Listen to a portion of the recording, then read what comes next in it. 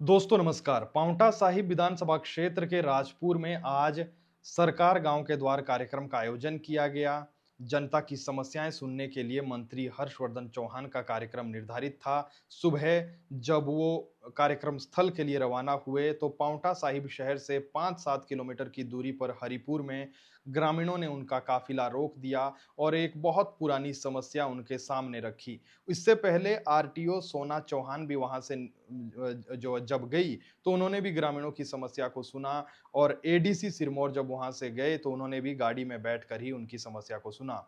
मंत्री हर्षवर्धन चौहान जब वहां पर आए तो उनके सामने भी ग्रामीणों ने अपनी समस्या रखी। समस्या कोई नई नहीं है, समस्या बहुत पुरानी है। यमुना नदी और टॉन्स नदी के किनारे पर 40-50 के करीब क्रैशर हैं और इन क्रैशरों से रात के समय हजारों की संख्या में ओवरलोडेड ओवर स्पीड ट्रक निकलते हैं और इन ट्रकों की वजह से जाम की स्थिति शहर में बनी रहती है, लिंक रोड में बनी रहती है, जो एक मुख्य सड़क पांवटा साहिब के ग्रामीण क्षेत्र से आती है या अंतिम छोर से उत्तराखंड की तरफ से आती है या फिर पांवटा साहिब शहर की बात करें तो यहाँ पर इन क्रेशर वाले जो और ट्रक होते हैं, टिप्पर होते हैं, इनकी वजह से लोगों को बहुत दिक्कतों का सामना करना पड़ता है। कई बार ये लोग बिना नंबर की के ट्रक होते हैं, कई बार ओवर स्पीड करते हैं और कई बार लोगों को कुचल चुके हैं, लोगों की जान जा चुकी है। सोशल मीडिया पर लोग रोजाना इसके वीडियो वायरल करते हैं, पत्रकार भी समय-समय पर इनकी खबरों को उठाते हैं, समस्या को लोगों की उठाते हैं, लेकिन समस्या का समाधान नहीं मिल पाया। ऐसे में आज जब लोगों को पता चला कि मंत्री हर्षवर्धन चौहान साहब आ रहे हैं और हमारी ही समस्या को सुनने आ रहे हैं, तो लोगों ने इन ओवरलोडेड ट्रकों को, इन क्रेशन से निकलने वाले ट्रकों को सुबह 6 बजे के बाद भी जब ये चल रहे थे तो रोका और जब रोका तो सैकड़ों की संख्या में ये ट्रक सड़क पर खड़े हो गए। फिर प्रशासन के हाथ-पाँव फूले कि मंत्री जी का काफिला भी निकलना है और ये ट्रक अगर यहाँ पर खड़े रहे तो दिक्कतें सामने आ सकती है क्योंकि पुलिस प्रशासन या तमाम अधिकारियों के पास लोग पहले भी इस समस्या को रख चुके हैं। फिर मंत्री हर्षवर्धन चौहान साहब उतरते हैं, लोगों से बातचीत करते हैं, ध्यान से उनकी बात सुनते हैं। ऐसा लगता है कि अभी सुनने के तुरंत बाद ही ना जाने कितना बड़ा कदम उठा लेंगे।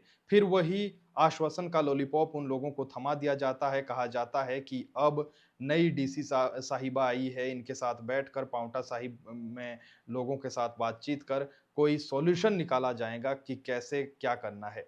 जबकि कायदे से जो समय निर्धारित किया गया है, उसमें भी जब ये ट्रक चलते हैं, तो इनकी संख्या बेहिसाब हो जाती है और उसके बाद भी कई बार ये ट्रक सड़कों पर उतरते हैं दिन के समय भी।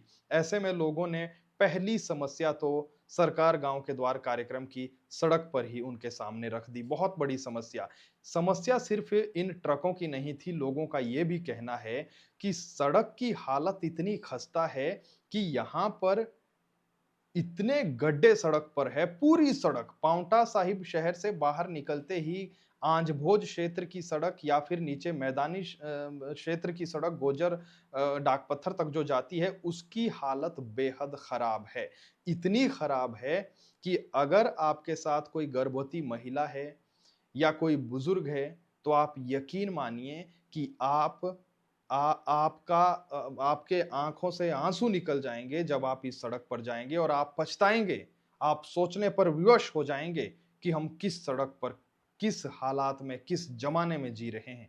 विक्रमादित्य जो पीडब्ल्यूडी मंत्री है, अक्सर आपने देखा होगा कि कहीं पर अगर सड़क पक्की हो रही है तो उसकी पोस्ट भी सोशल मीडिया पर डाल देते हैं कि संपूर्ण हिमाचल का संपूर्ण विकास, सही का समर्थन, गलत का विरोध। कई बार तो इतना भी कहते हैं कि कहाँ की सड़क खराब है आप हमें कमेंट करके बताइए। तो कमेंट की बौछार हो जाती है। सिरमौर से तो इतने कमेंट आते हैं कि हमें लगता है कि सिर्फ ये पांवटा की हालत नहीं है, सिरमौर के पूरे जिले में सड़कों की खस्ता हालत है। हर साल नए नए क्रैशर खुल रहे हैं और इन क्रैशरों की वजह से ना केवल यातायात बाधित होता है, ना केवल सड़क को नुकसान हो रहा है, ना केवल आम जनता को नुकसान हो रहा है, धूल मिट्टी खानी पड़ती है, बल्कि यमुना नदी की दशा और दिशा भी बदल गई है। यमुना घाट के लिए पांवटा साहिब शहर जाना जाता था। दूर दराज से लोग गुरुद्वारे में माथा टेकने जब आते थे तो वो यमुना घाट पर स्नान करने जरूर जाते थे। लेकिन आज की स्थिति ये है कि यमुना घाट विलुप्त होने की कगार पर है और अब यमुना घाट पर पानी ही नहीं है। यमुना नदी ने अपनी दिशा बदल दी है और जिस घाट पर लोग स्नान करते थे उस घाट पर अब आपको रेत नजर आएगी। आपको अब पानी देखने के लिए, पानी छूने के लिए, स्नान करने के लिए नदी में उतरना पड़ेगा। बीच नदी में जाकर अब पानी चला गया है। इतनी बड़ी विकराल समस्या होने के बाद भी क्रशरों की संख्या लगातार बढ़ रही है। इसमें नेताओं की भागीदारी भी कहीं न कहीं नजर आती है। शायद यही वजह है कि आज की तारीख में कोई भी इस समस्या का हल निकालने के लिए आगे नहीं आता है। अधिकारी भी करे तो आखिर क्या करे? क्या अधिकारी मंत्री से ऊपर चला जाएगा? तो हमें लगता है कि ऐसा नहीं हो सकता है। पांवटा साहिब में दूसरी सबसे बड़ी समस्या है विपक्ष की। एक विपक्ष जो मजबूत भूमिका निभाता है, वो विपक्ष आज सरकार की गोद में बैठा हुआ नजर आता है। जो समस्याएं विपक्ष को उठानी चाहिए थी, लोगों के साथ कंधे से कंधा मिलाकर खड़ा होना चाहिए था, वो समस्याएं जनता अकेली लड़ रही है। इसलिए हमें लगता है कि समस्या का समाधान भी नहीं मिल पा रहा है। आज चाहे सड़क की समस्या हो, पानी की समस्या हो, पांवटा साहिब सिरमौर का विपक्ष आपको मौन नजर आएगा। पांवटा साहिब से विधायक है सुखराम चौधरी। क्या सुखराम चौधरी ने कभी इस सड़क को लेकर लोगों के साथ कंधे से कंधा मिलाकर बात की? क्या कभी उन्होंने मंत्री हर्षवर्धन चौहान के सामने बात रखी? वो अपना रोल विधानसभा के भीतर तो बखूबी निभाते हैं। वहां पर सुखराम चौधरी इन तमाम मुद्दों को उठाते भी हैं। लेकिन क्या सिर्फ विधानसभा के भीतर भाषण देने से समस्या से निजात मिल जाता है? हमें लगता है कि नहीं मिलता है। आपको ग्राउंड जीरो पर भी लोगों के साथ खड़ा होना पड़ेगा। क्या इसका एक बड़ा कारण ये भी है कि उन्हें लगता है कि 3 साल बचे हैं, तब तक मुद्दे ठंडे हो जाएंगे, अंतिम साल में फिर पदयात्रा निकालेंगे? तो ये कई सवाल है जो पांवटा साहिब हो या जिला सिरमौर हो, यहाँ की जनता को पूछने चाहिए। खैर, खबर पर आते हैं। फिर मंत्री हर्षवर्धन चौहान साहब वहां से निकलते हैं और राजपुर में उनका भव्य स्वागत होता है। कंधे पर लोग उठा देते हैं, आन हमारी शान हमारी, हर्षवर्धन चौहान जान हमारी, ऐसे कई नारे लगाते हुए उन्हें कंधे पर उठाकर ऐसे कार्यक्रम स्थल तक पहुंचाया जाता है जैसे विकास की एक गाथा लिखकर मंत्री साहब पहुंचे हो। खैर, जब वो स्टेज पर चढ़ते हैं तुरंत वहां पर जो है कार्यक्रम शुरू होता है सम्मान समारोह के बाद। और 3 समस्याएं, समस्याएं कोई ऐसी वैसी नहीं, वो समस्याएं जो जनता के लिए, एक इंसान के लिए जिंदा रहने के लिए बहुत जरूरी है। पानी, सड़क और बिजली। बिजली की समस्या ज्यादा लोगों ने नहीं बताई। हालांकि बिजली की समस्या यहां पर है, लेकिन हो सकता है कि इसलिए नहीं बताई हो कि ऊर्जा मंत्री भी जब पांवटा साहिब से बन गए हैं 5 साल के लिए, 5 साल तो खैर 2.5-3 साल के लिए तो बने थे, सुखराम चौधरी, जब वो बिजली का कोई समाधान, बिजली की समस्या का समाधान नहीं निकाल पाए, अघोषित कट का समाधान नहीं निकाल पाए, तो शायद अब कौन निकाल पाएगा। इसलिए बिजली की समस्या ज्यादातर लोगों ने नहीं रखी। समस्या जो सबसे ज्यादा रखी वो थी पीने के पानी की समस्या। इतनी विकराल समस्या कि लोग हाथ जोड़कर वहां पर पानी की भीख मांगते नजर आए। और समस्या कोई पानी की भी नई नहीं थी।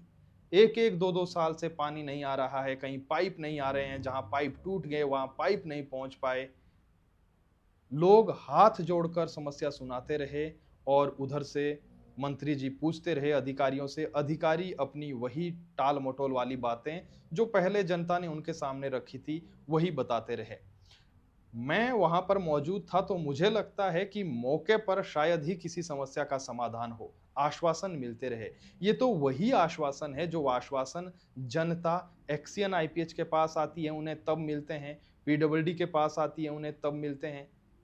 तो नया इस कार्यक्रम के तहत क्या देखने को मिला, ये तो आपसे बेहतर शायद ही कोई बता पाए। दूसरा, जो कांग्रेस के नेता हैं, स्थानीय नेता, वो भी समस्या बताते नजर आए कि सड़क की वाकई में बहुत खस्ता हालत है। और सड़क की वाकई में खस्ता हालत इतनी है कि जैसा मैंने आपको बताया कि लोग उत्तराखंड से होते हुए जाना पसंद करते हैं, लेकिन हिमाचल से होते हुए पसंद नहीं करते हैं। लेकिन करें तो आखिर क्या करें? हजारों की संख्या में लोग इस सड़क से रोजाना आते हैं, पांवटा साहिब पहुंचते हैं, लेकिन सड़क की हालत इतनी खस्ता है कि मंत्री जी आए तो गड्ढे भर दिए गए। मंत्री जी आए तो जगह जगह पर पुलिसकर्मी तैनात रहे। मंत्री जी आए तो हमें लगता है कि काश मंत्री जी रोज आते रहे, कम से कम गड्ढे तो भर दिए जाते। वीआईपीकरण में कोई कमी नहीं है, फिर चाहे बात बीजेपी की हो या कांग्रेस की हो। वीआईपी ट्रीटमेंट बहुत बेहतर तरीके से मिलता रहा, मिलता रहेगा, लेकिन आम जनता हाथ जोड़कर पीने का पानी मांगती रही, आम जनता एक अच्छी सड़क मांगती रही, लेकिन 3 साल बीतने को है, व्यवस्था परिवर्तन की सरकार अब तक धरातल पर हमें लगता है कि कुछ नया नहीं कर पाई। सड़क की हालत खस्ता है, 2-4 किलोमीटर के लिए टेंडर लगते हैं, गड्ढे भर दिए जाते हैं। इस समय जो है शुरुआती जो सड़क है वहां पर गड्ढे भर दिए गए, थोड़ी सी पक्की हुई। अब ना जाने कौन सी साल में आगे टेंडर खुलेंगे, वो भी 1-2 किलोमीटर के लिए। जब तक ये 1-2 किलोमीटर का काम चलता रहेगा, किश्तों में काम चलेगा, तब तक जब तक 30 किलोमीटर आगे की सड़क बनेगी, तब तक ये जो पिछली सड़क अभी बनी है उसमें गड्ढे हो जाएंगे। ऐसे में समस्याएं विकराल है। सरकार चाहे गांव के द्वार आए, चाहे गांव सरकार के द्वार चला जाए, समस्या का समाधान हमें लगता है कि नहीं मिल पाया है लोगों को।